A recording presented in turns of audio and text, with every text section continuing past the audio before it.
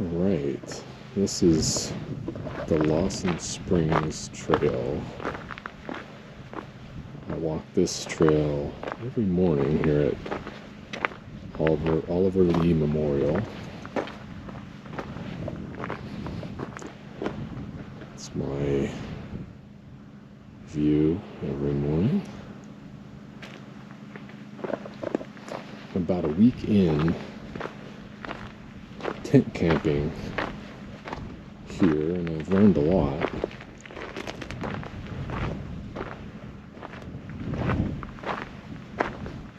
Namely, about the wind.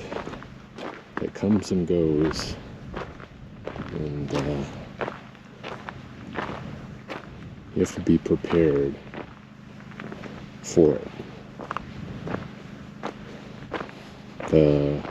The first night was great. It was pretty calm, and I got a good night's rest. The second night, it was crazy.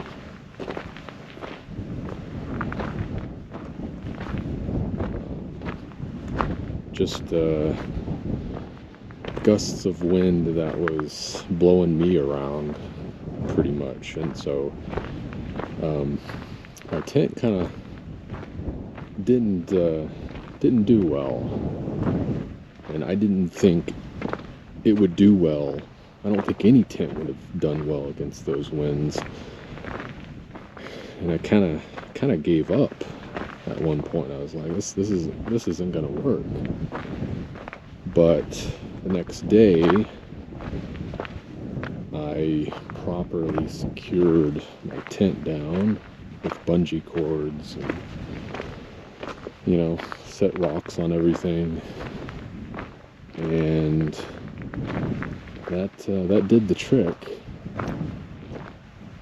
I think some of the winds get here up to 50 miles or more, because it's just crazy the way it can push you around, let alone a tent.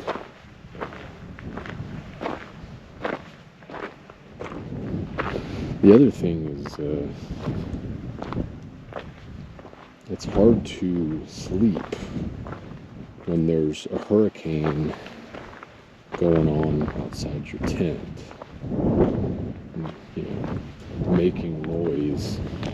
The crazy thing here is that you can hear it coming. Like it just doesn't stay all on.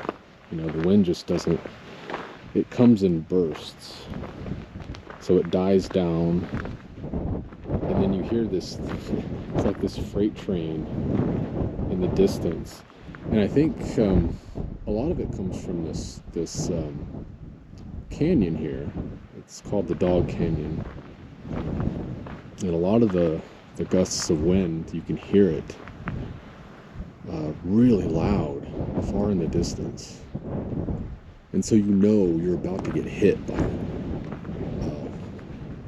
a hurricane every time.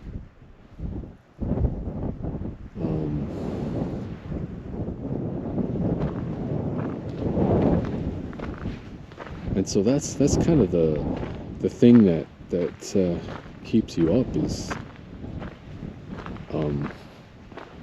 that constant back and forth.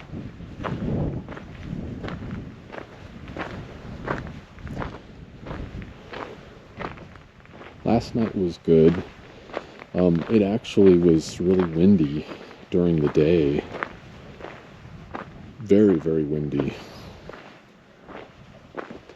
But by night, the wind had completely died down, and I slept well.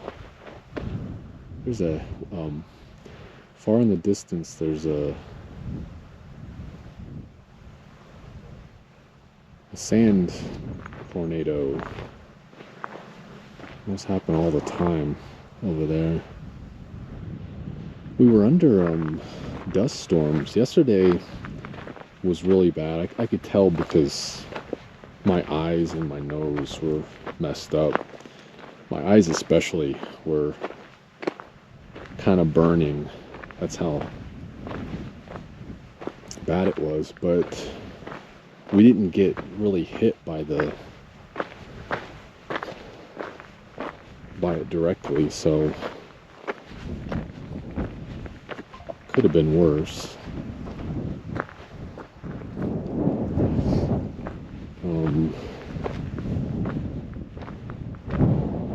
But I've learned a lot, and I think at least in this area I'm gonna be sleeping in my car. I found that to be more comfortable, and you can't hear anything in the car. You can kind of regulate the temperature.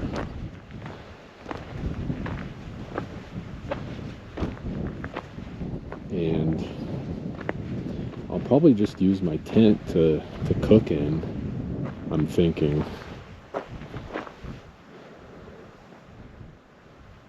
So I got little tables and stuff I can put all my stuff on, and it makes it easier to cook indoors rather than outdoors.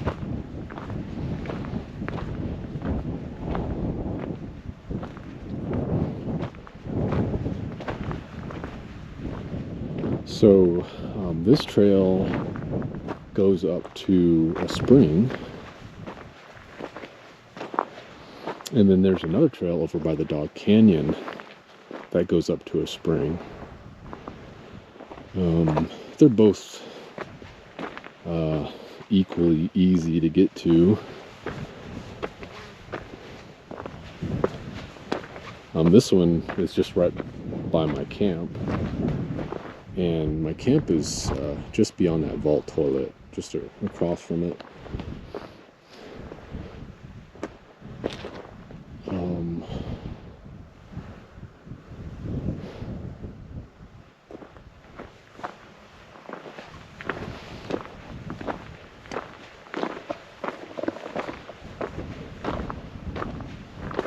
But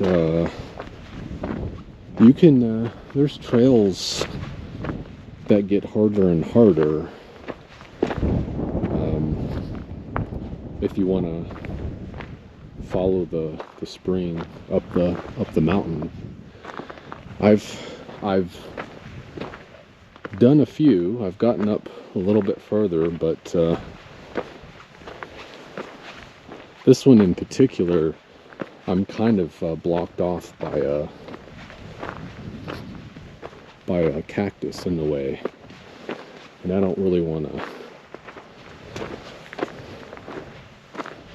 hack it down to get through it.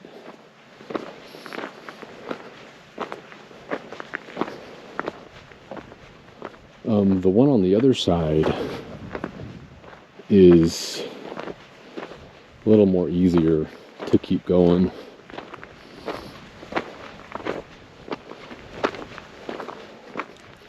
And the Dog Canyon Trail is a lot of work. It's super rocky, and it just goes up and up and up and up. And apparently it takes a good at least 5-6 hours to get to the top.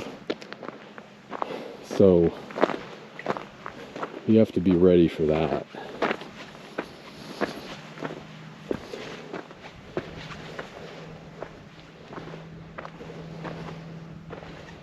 It's very hard to navigate too. Like sometimes you don't even know where the trail is. You're just on the side of a mountain, so you have to kind of guess. It's very uneven.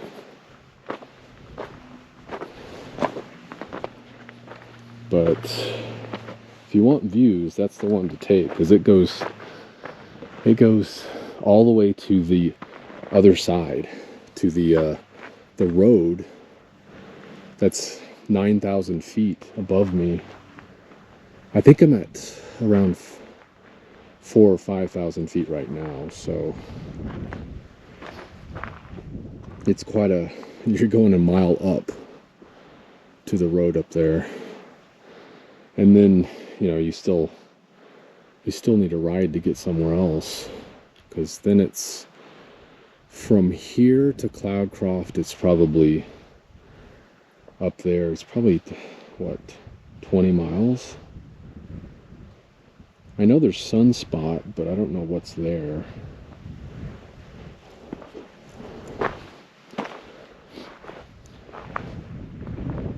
This is the lower view of the spring. It's obviously dried up, but the ranger did say that it does apparently it does fill up. It's just very sporadic. It can go years without filling up. So right here it's dry. I don't know why there's a hose here. I'm thinking that this area was more developed area of the park. There's a lot of areas here that seem to be developed and they just abandoned it. I found further up, I found rhubarb, like cemented things in the cement. It looks like they had done something up there, but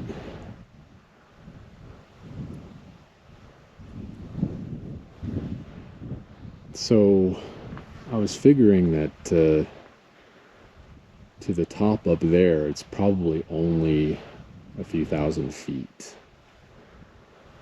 So that's not even the top. It just goes up and up and up after that. We're gonna go to the upper part of the spring, and it has water up there. Not a whole lot, but there's a little pool of water. I like the other area better because there's a lot of like flowing springs. You can hear the water and stuff. Here you can't really hear it because a lot of it I think is underground. It's just trickling out.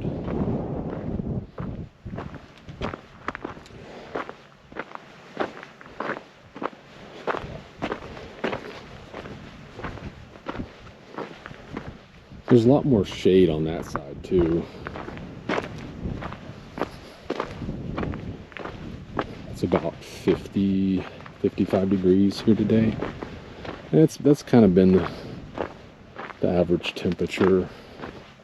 The wind obviously can change it a lot, but for the most part, I mean, I think there's only been one cloudy day, and that was yesterday with the windstorm, the dust storm.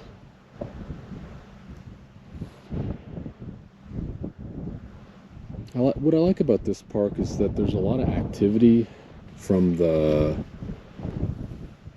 rangers, the hosts. There's at least 3 or 4 on duty. There's a couple in the visitor center, which is a well-maintained visitor center. It has a lot of information. There's a little library there. You can do puzzles and play board games, and I don't know what else, but it's really cool.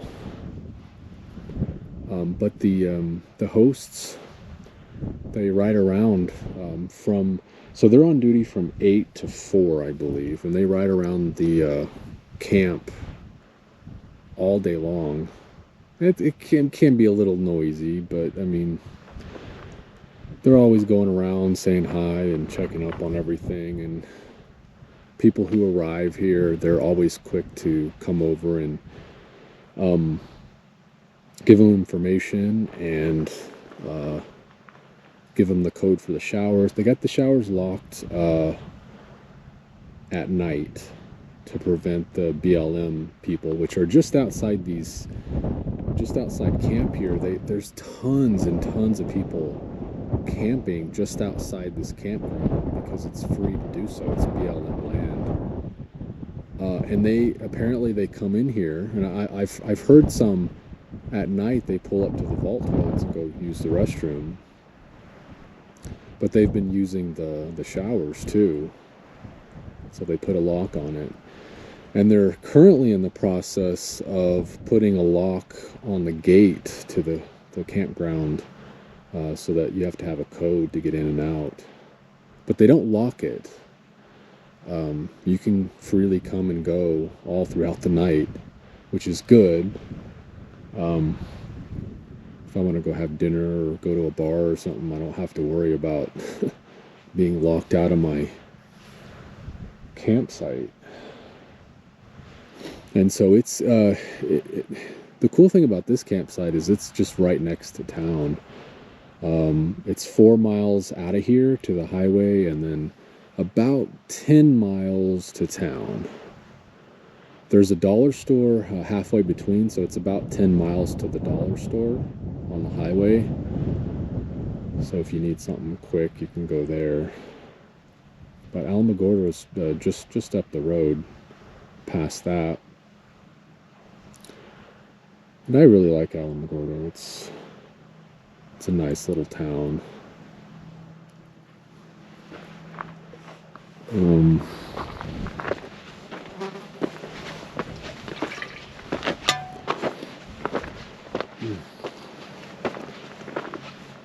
So this is a little steep here. You have to kind of watch your footing.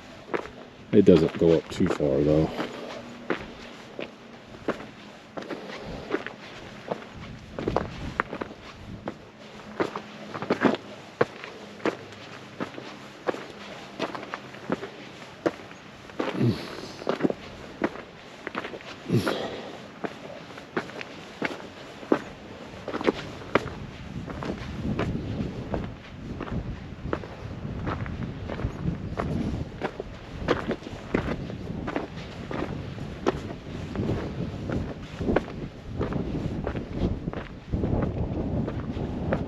So today it's gonna start blowing again around noon or 1 o'clock.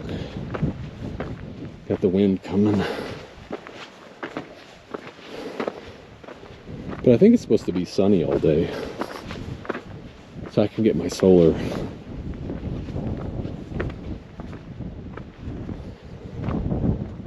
We're almost there. There's my car down there.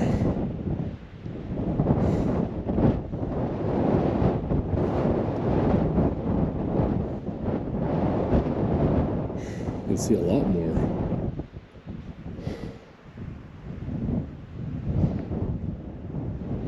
I think over there is the Oliver Lee Ranch House, which they'll be doing a tour of tomorrow morning. I might be going to that.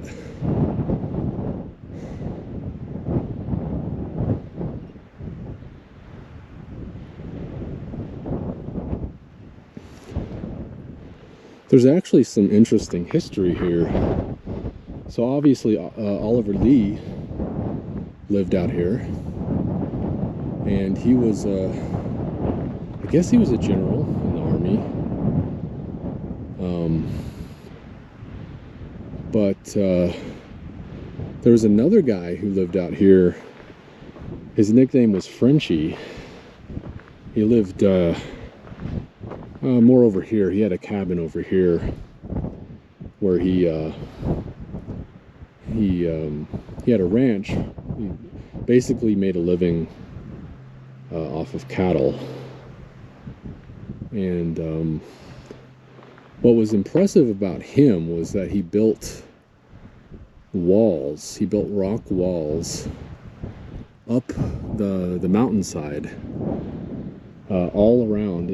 It just must have taken so much effort to build those walls.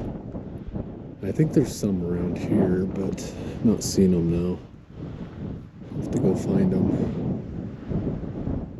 But there's one going up Dog Canyon on the side, and it's just I don't see how he could have done that. Well, what's most impressive is like the elevation. I guess cattle would have gone up that high. I don't know. It's kind of weird that the cattle would have. He built it all the way up the mountain. So he must have had concern about the cattle going around up the side of the mountain to build it like that. But anyway, he only lived here 5 or 8 years, something like that. But he was found dead in his cabin, and they ruled it a suicide, that he shot himself. But in reality, it's most likely from some people who owed him money from the cattle, and they just decided to kill him instead of pay him back.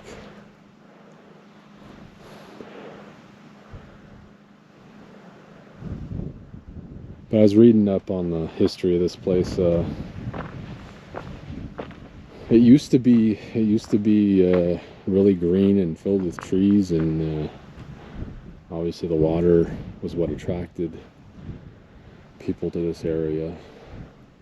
But that I think that's what Oliver Lee and Frenchie, from the portraits and stuff they did of them, they built their houses around the water and used the water to plant all different kinds of things.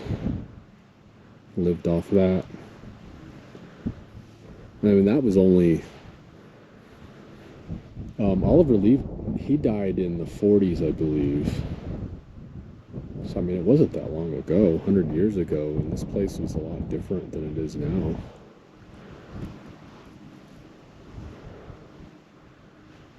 Let's continue going up here. I'm almost there.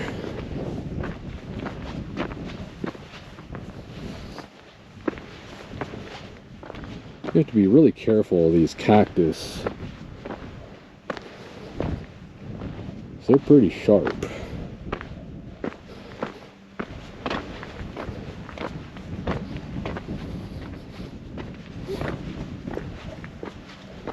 So yeah, going up the mountain. If you do decide to go up the Dog Canyon mountain, you can actually go through 3 different terrains. This desert terrain.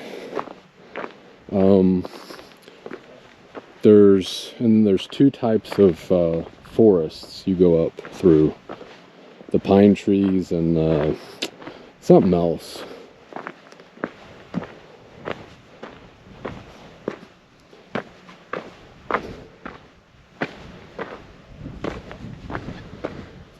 Oh, there it is. Looks pretty active today.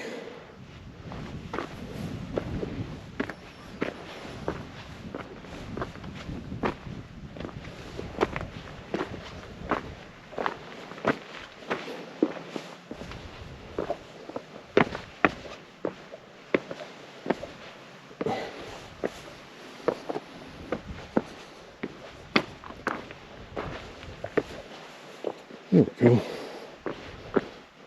These are the cactus that are blocking the path higher up. It's hard to get around those because they have little barbs on them. But this one's filled up. When I got here, it was dry. There was a little bit of wetness on the side here, but otherwise this is all dry when I got here.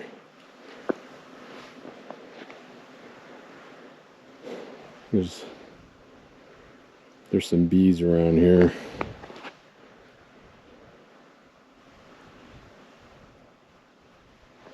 But to get further up, you have to kind of go up here. There's kind of an obvious path that goes up and around.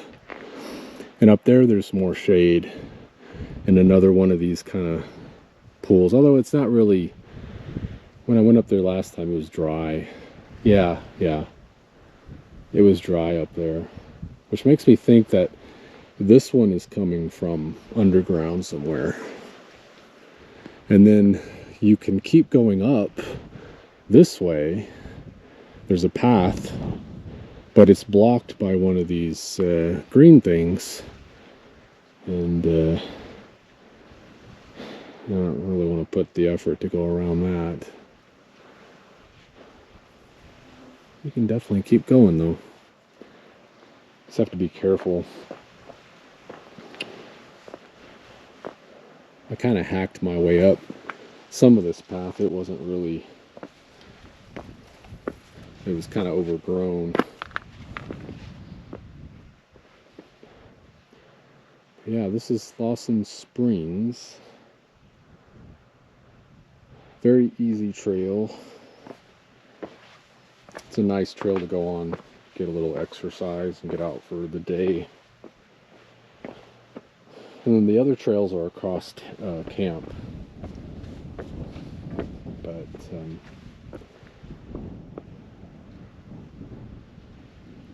today, I'm just going to take it easy. I'm going to leave in a couple days to City of Rocks.